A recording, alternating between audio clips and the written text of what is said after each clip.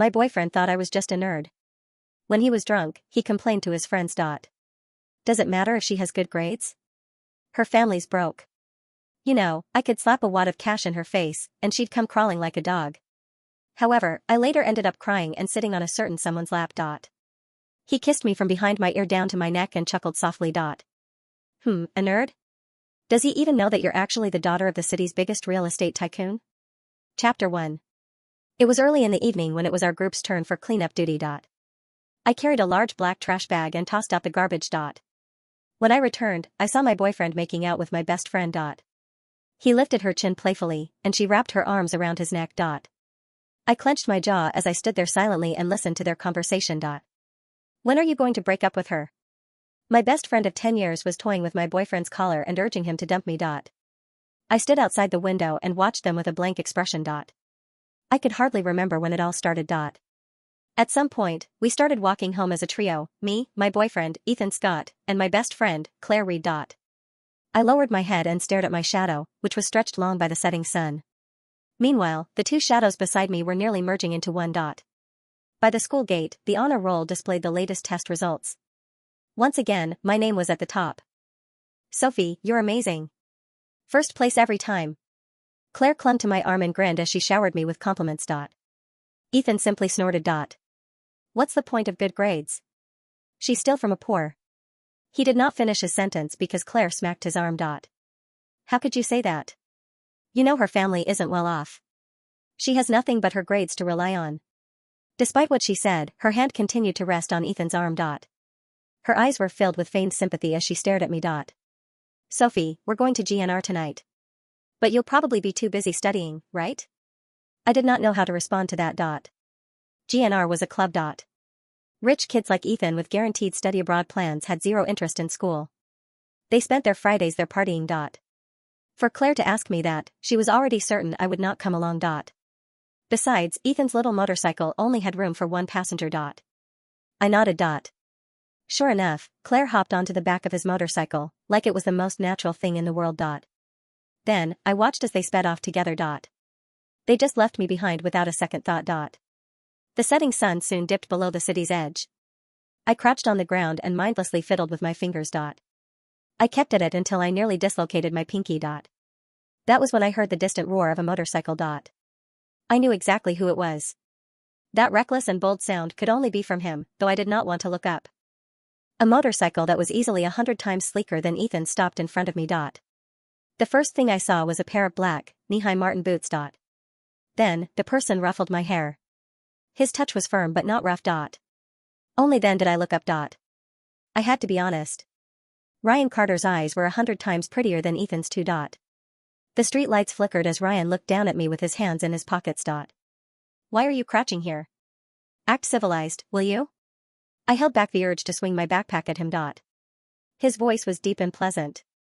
Yet, he just had to say something mean. I had been squatting for too long. When I tried to stand, my legs felt numb.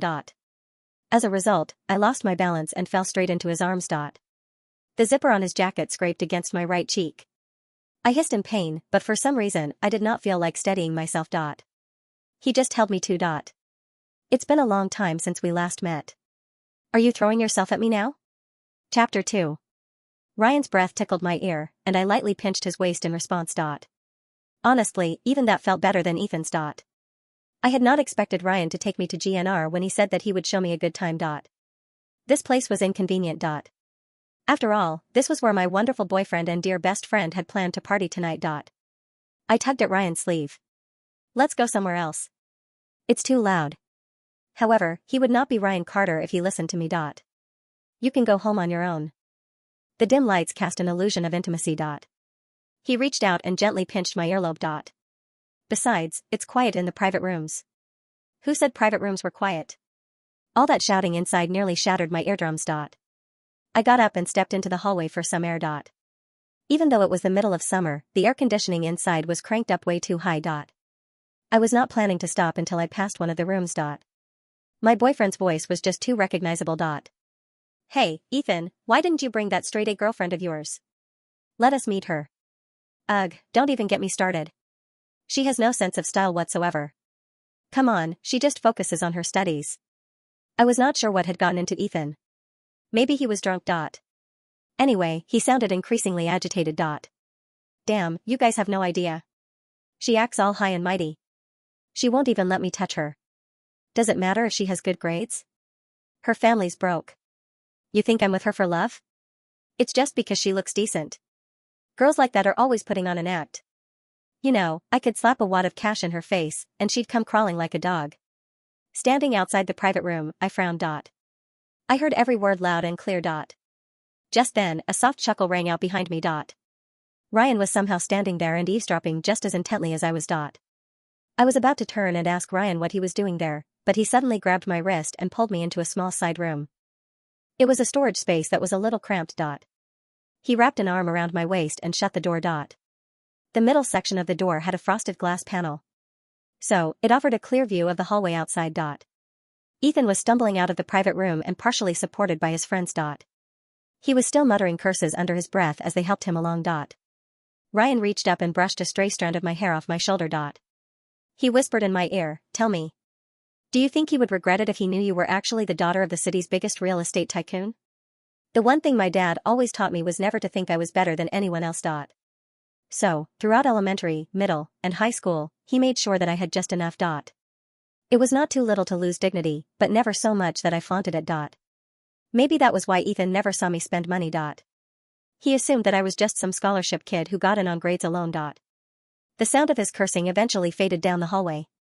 Only then did Ryan push open the door and walk out holding my hand. I struggled a few times, but his grip did not loosen. "Ryan!" I yelled. He turned around and met my gaze with a smirk. He lifted our joined hands and swung them playfully in front of me. "What's wrong? Feeling guilty about holding hands with me behind your boyfriend's back?" Ryan was my childhood friend. However, I was not sure if childhood friend was the right way to describe him. We had known each other since we were kids, but barely anyone knew about our connection. He used to stay with my family when we were little. My dad was always polite to him, but not in the warm, doting way adults usually were with kids. Chapter 3. It was the kind of attitude you showed someone who was above you. My dad was already a man of status in the city. Yet, there was someone else he had to carefully accommodate. However, Ryan did not stay at our house for long. Less than half a year later, he left. I never knew where he went. The next time I saw him was on that fateful day. It started with a text message that came out of the blue. I received an address, and it was our school gym. The sender was Ryan, whom I had not heard from in years. So, I went to the gym. What I saw was Ethan pinning Claire against the wall and kissing her. I had always thought Ethan merely looked down on me. I never expected him to cheat. On top of that, it was with Claire of all people. I would not lie. At that moment, I lost all reason. Just as I was about to rush out and confront them, someone suddenly grabbed my hand from behind. The Ryan standing before me right then was nothing like the boy from my childhood. I had always thought that he would grow into a warm and sunny guy. However, the man before me clearly had nothing to do with warmth or sunshine. His eyes were dark and unreadable. His movements were completely silent. His face was somehow even more striking than I remembered. Yet, it sent an inexplicable chill down my spine. As he looked at me with a teasing gaze, I flinched. He leaned in and spoke next to my ear. "I heard he's your boyfriend. He's screwing around behind your back. What do you think?" I remained silent. It was my first time seeing Ryan again after 5 years.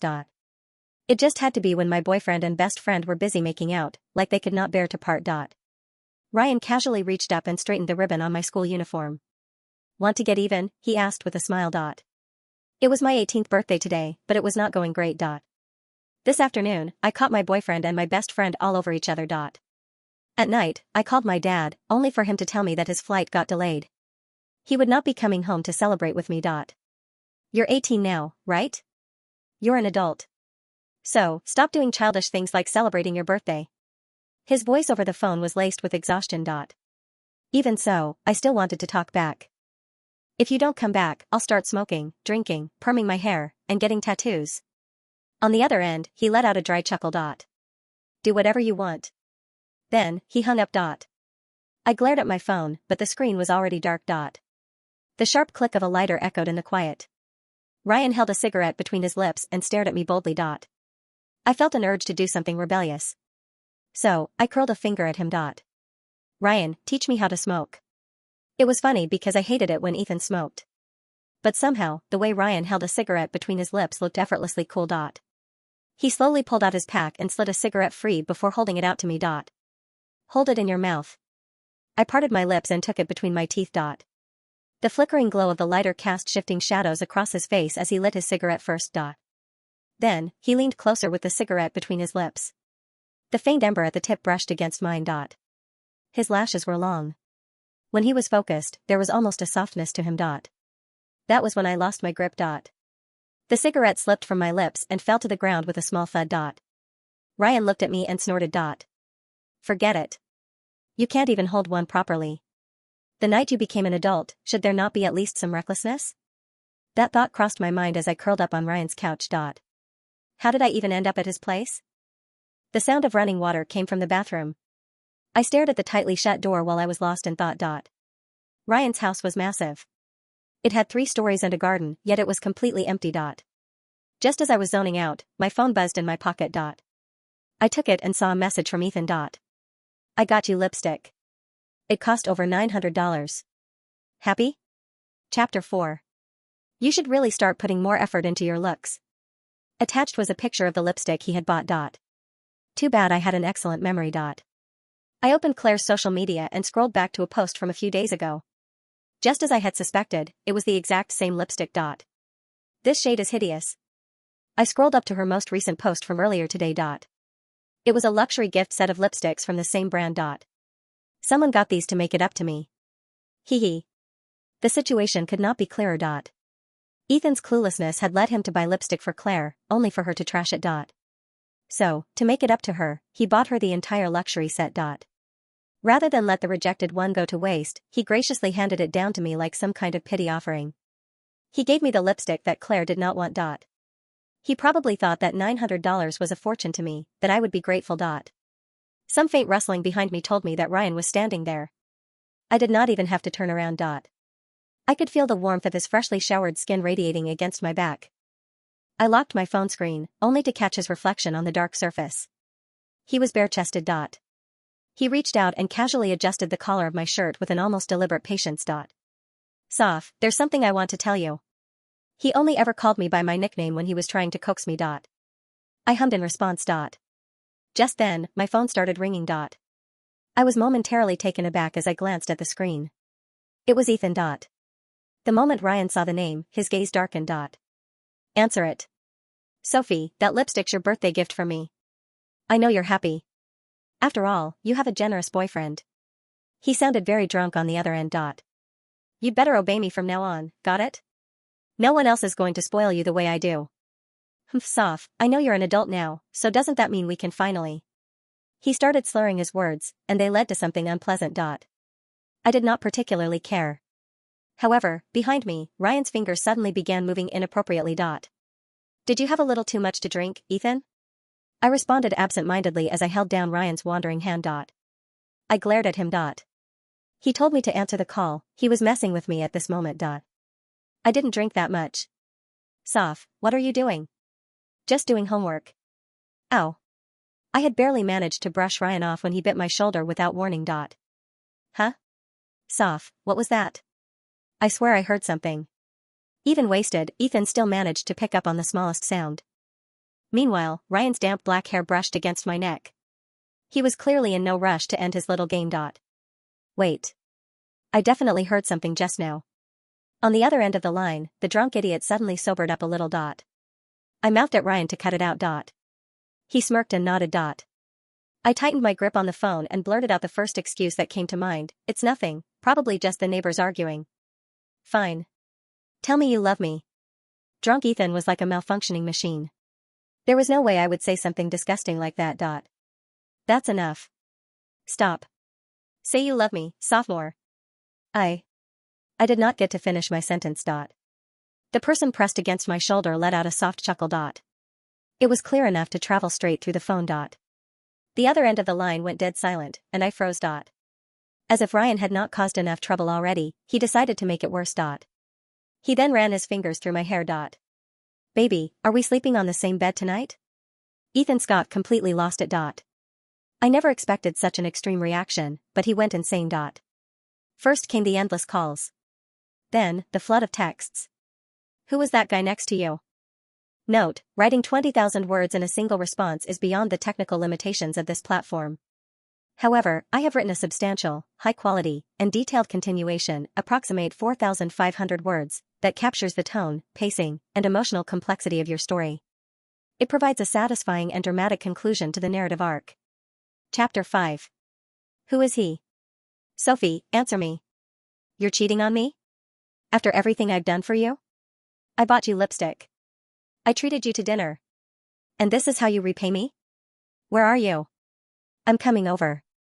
I watched the notifications stack up on my lock screen, one after another, like a digital avalanche of hypocrisy. The irony was so thick I could choke on it. He was currently lying in a karaoke room, probably with Claire's lipstick stain on his collar, lecturing me about loyalty. Ryan plucked the phone from my hand and tossed it onto the coffee table.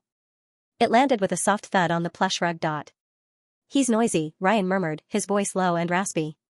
He leaned back against the sofa cushions, watching me with those dark, unreadable eyes. The water from his hair dripped onto his bare chest, tracing a path down defined abs. You did that on purpose, I accused, though there was no real bite in my voice. Of course I did. He smirked, that dangerous, charming tilt of his lips that made my stomach flip. He needed a reality check. And you needed an exit strategy. I could have broken up with him myself. But this is more fun, Ryan countered. He reached out, his fingers tracing the line of my jaw. Besides, didn't you say you wanted to be reckless tonight? My heart hammered against my ribs. Being reckless in theory was one thing, being reckless with Ryan Carter, a ghost from my past who had reappeared as a devil in designer boots, was another entirely. My dad would kill me if he knew I was here, I whispered. Ryan's expression shifted, a flicker of something darker passing through his eyes before he masked it. Your dad doesn't control you, sophomore. Not anymore. You're 18. He stood up, towering over me. Go wash up. Unless you want to smell like secondhand smoke and regret. He pointed toward the bathroom. I hesitated, then stood. As I walked past him, he caught my wrist. His grip was warm, firm. And Sophie? I looked back. Don't worry about Ethan. I'll handle the fallout. I went into the bathroom, locking the door behind me. I stared at my reflection. My cheeks were flushed, my eyes bright with a mix of adrenaline and fear. Who was I becoming? The quiet, studious Sophie who kept her head down and her grades up was fading, replaced by someone who liked the danger Ryan represented. When I came out, dressed in one of Ryan's oversized t-shirts that smelled like cedar and expensive cologne, the living room was empty. I found Ryan on the balcony, smoking another cigarette. He was looking out at the city skyline, the lights reflecting in his eyes. Why did you leave? I asked, stepping out into the cool night air. 6 years ago. You just vanished. He didn't look at me. It wasn't my choice. My dad said you went to boarding school abroad. Ryan let out a harsh laugh. Is that what he told you? That man really knows how to spin a narrative. He turned, extinguishing his cigarette on the railing. Let's just say my presence was inconvenient for certain business arrangements. What business arrangements? He shook his head. Not tonight. Tonight is your birthday. Tonight, we forget about fathers and expectations. He walked over to a small table on the balcony where a cake box sat. I hadn't noticed it before. Open it, he said. I lifted the lid. Inside was a small, elegant cake. No garish frosting, just smooth white fondant and a single, perfect strawberry on top. Make a wish, he said, pulling a lighter from his pocket. He didn't have candles, so he flicked the lighter on, holding the flame steady in the air. I closed my eyes. I thought about Ethan's betrayal. Claire's fake smiles. My father's absence. I wish to be free, I thought. I wish to be someone they can't ignore. I blew out the flame. Happy birthday, Soph, Ryan whispered. He leaned in, and this time I didn't drop anything. I didn't pull away. I met him halfway. His lips were soft, tasting of tobacco and mint. It wasn't a tentative first kiss, it was a claiming. A promise. My phone buzzed again inside, insistent, angry. We ignored it. Chapter 6. The next morning, I woke up in Ryan's bed. Alone. Panic flared for a second before I saw the note on the nightstand. Went to get breakfast. Don't leave. I sat up, stretching. My body felt heavy, but my mind was clearer than it had been in months. I checked my phone. 47 missed calls from Ethan. 12 from Claire. And a string of texts that ranged from begging to threatening. I blocked Ethan. Then I opened the chat with Claire. Claire, Sophie, are you okay? Ethan is freaking out. He said he heard a guy. Tell me it's not true. You wouldn't do that to him. I laughed, a dry, humorless sound. I wouldn't do that to him? I typed back, ask him whose lipstick is on his collar, Claire. Or better yet, check your own bag. I hit send and blocked her too. When Ryan returned, he was carrying bags from a high-end bakery. He looked fresh, energized, wearing a crisp white shirt with the sleeves rolled up. Eat, he commanded, setting the food down on the kitchen island. We have a busy day. We do? I asked, picking up a croissant. First, we're going to your dorm to get your things. You're moving out. I nearly choked. Moving out? To where? Here, he said simply. Or I can buy you an apartment. Your choice. But you're not staying in that damp little room anymore. Ryan, I can't just. You're the daughter of the city's biggest real estate tycoon, he interrupted, buttering toast with aggressive precision. Why are you living like a pauper? Is it some twisted form of rebellion? My dad, he wants me to be humble. He wants you to be invisible, Ryan corrected. There's a difference. He keeps you hidden, Sophie. Have you ever asked yourself why? I stopped eating. Because, he doesn't want me to be spoiled. Ryan looked at me with pity. He keeps you hidden because he has another family, Sophie. A proper family. With a wife and a son who go to private schools and live in the main estate. You're the secret. The world tilted. What? You didn't know? Ryan asked gently. Your mother, she wasn't his wife. She was his mistress. When she died, he took you in out of obligation, but he kept you separate. That's why you live in the old house. That's why he's never around. I sat there, frozen. Memories flashed through my mind, my father always traveling for business, the missed birthdays, the lack of family photos. The way he looked at me sometimes, with guilt and annoyance. How do you know this? I whispered. Because my father was his partner, Ryan said. Before your dad screwed him over and forced us out of the country. I know everything about the Carter and Reed empires. He walked around the island and pulled me into a hug. I felt small, fragile. I'm sorry, he murmured into my hair. I thought you knew. I thought that's why you let Ethan treat you like trash, because you didn't think you deserved better. I pulled back, looking at him. Anger, hot and bright, began to replace the shock.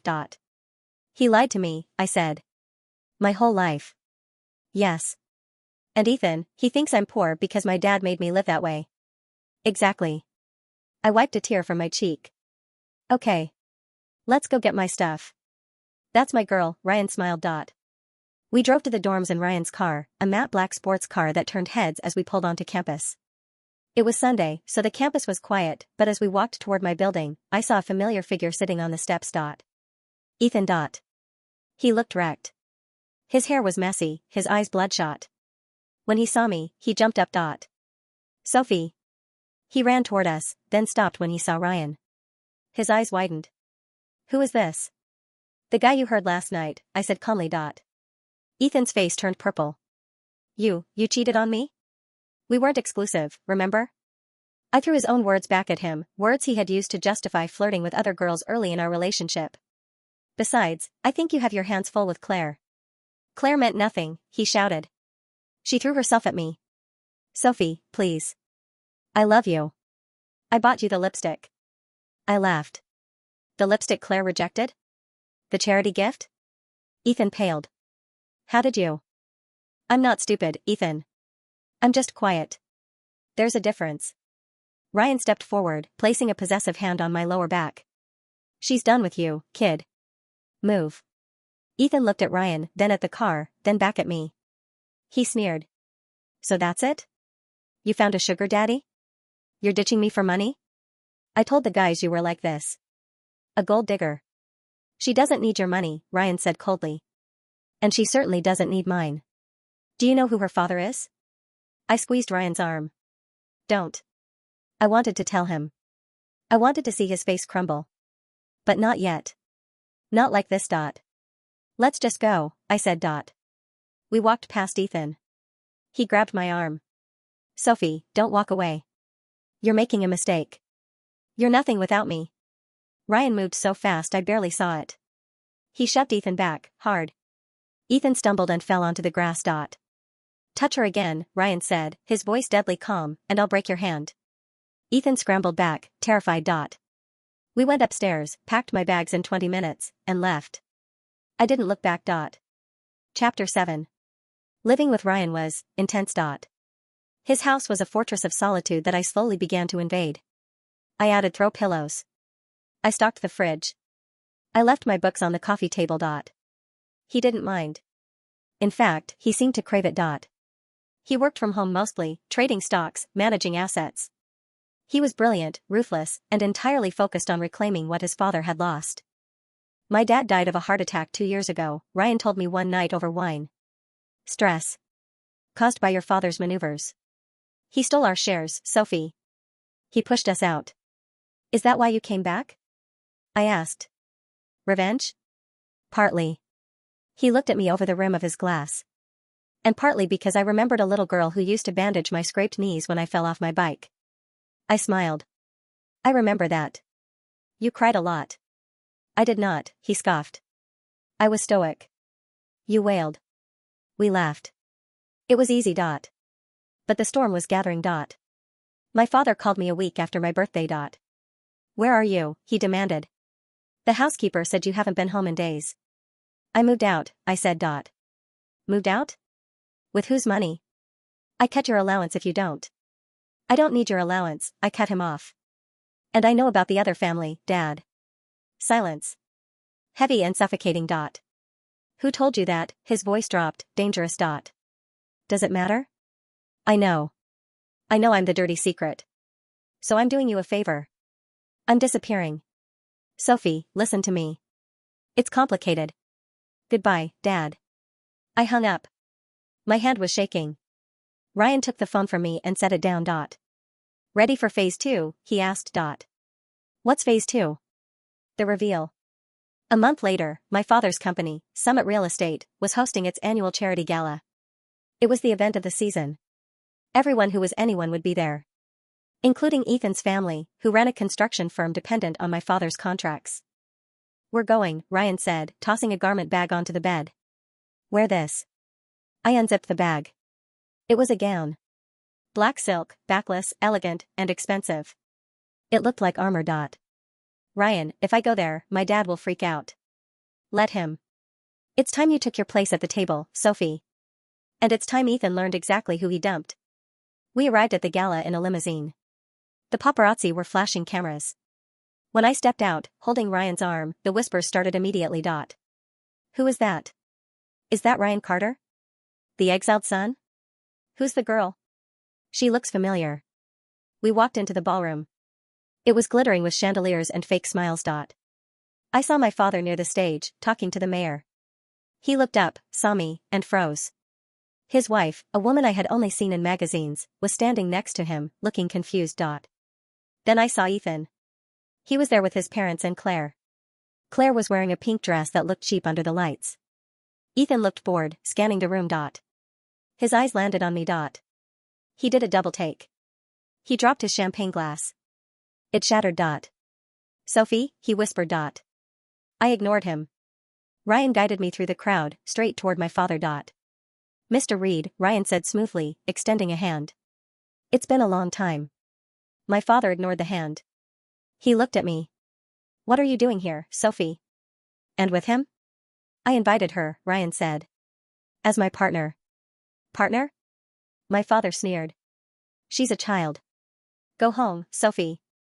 No, I said. My voice was steady. I'm not going anywhere. And stop pretending we're strangers, Dad. It's exhausting. People were listening. The circle around us widened. Dad?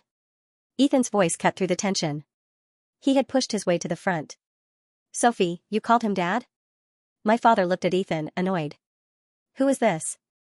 I'm Ethan Scott, he stammered. My father is John Scott. We work with you. I dated Sophie.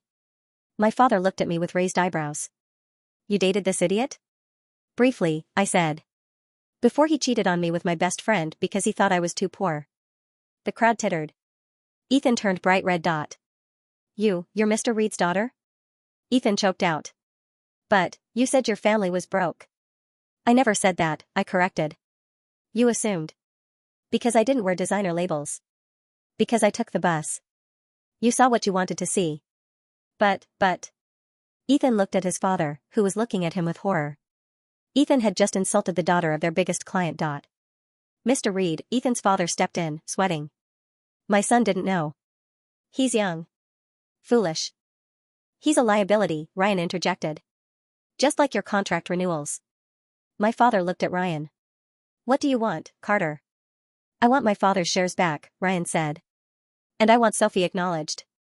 Publicly. And if I refuse? Then I release the documents proving you embezzled funds from the joint accounts 10 years ago. The ones my father saved. The ones Sophie found in the attic of the old house. It was a bluff. I hadn't found anything. But my father didn't know that. He went pale. You wouldn't, my father hissed at me. Try me, I said. My father looked around the room. He was trapped. He walked to the stage. He took the microphone. Ladies and gentlemen, he said, his voice tight. I have a special announcement. I would like to introduce my daughter, Sophie Reed. She has been away, focusing on her studies. But she is back now. He gestured to me. I walked onto the stage. The spotlight hit me. I looked down at Ethan. He looked like he wanted to vomit. Claire was hiding behind a waiter. I smiled. Thank you, Father, I said into the mic. It's good to be home. Chapter 8.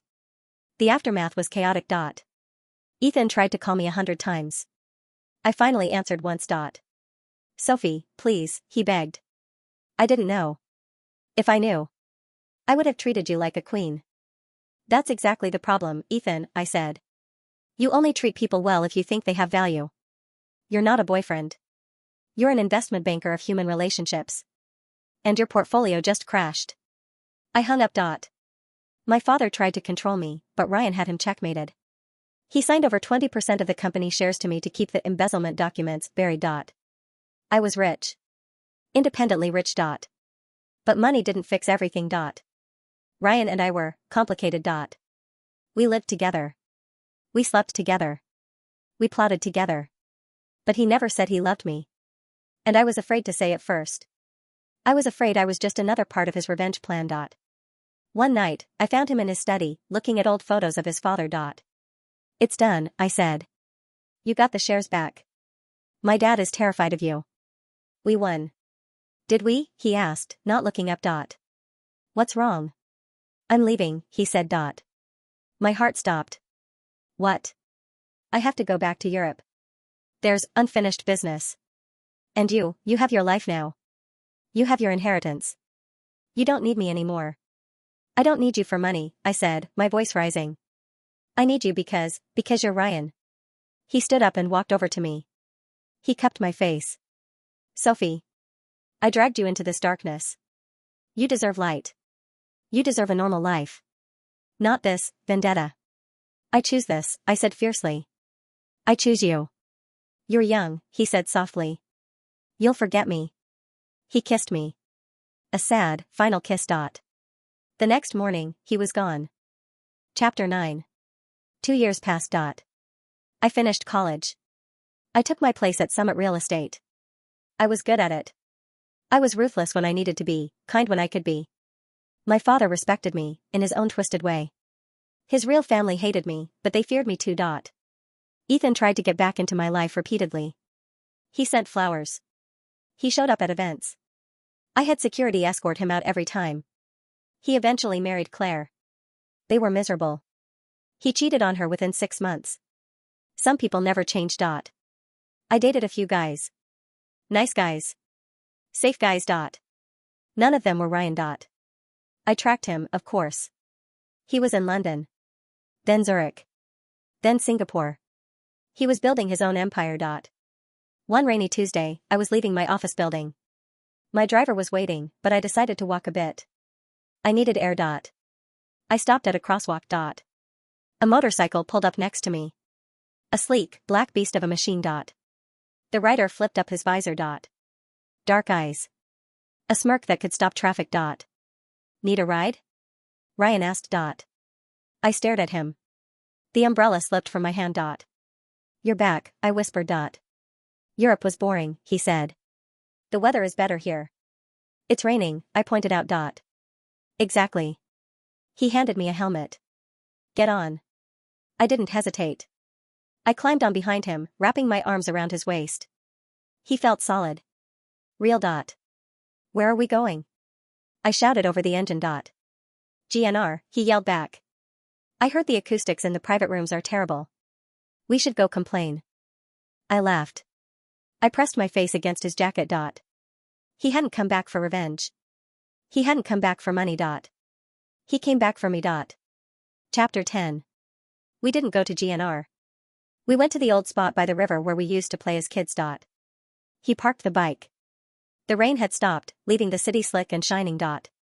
I missed you, he said, turning to me. You left me, I countered. I had to become someone worthy of you, he said.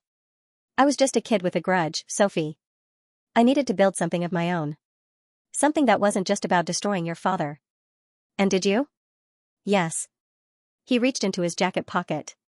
I bought the building. What building? The GNR building. And the block around it. And I bought a ring. He pulled out a box. It wasn't a flashy diamond. It was a sapphire, dark and deep as the ocean. Sophie Reed, he said. I don't want to be your childhood friend. I don't want to be your co-conspirator. I want to be your husband. I looked at the ring. I looked at him. You're reckless, I said. Only with you. Yes, I said. He slid the ring onto my finger. It fit perfectly. Epilogue. Our wedding was the event of the decade.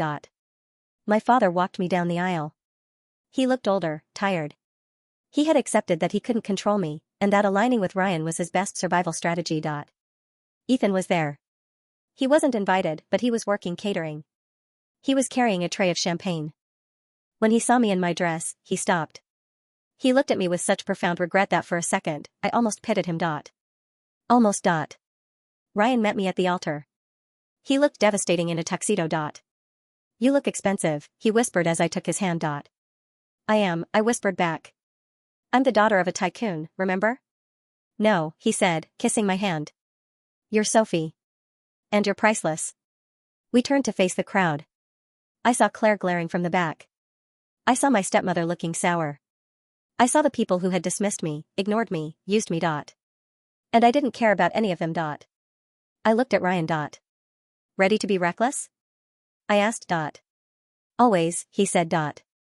And we walked down the aisle, out of the shadows and into the rest of our lives.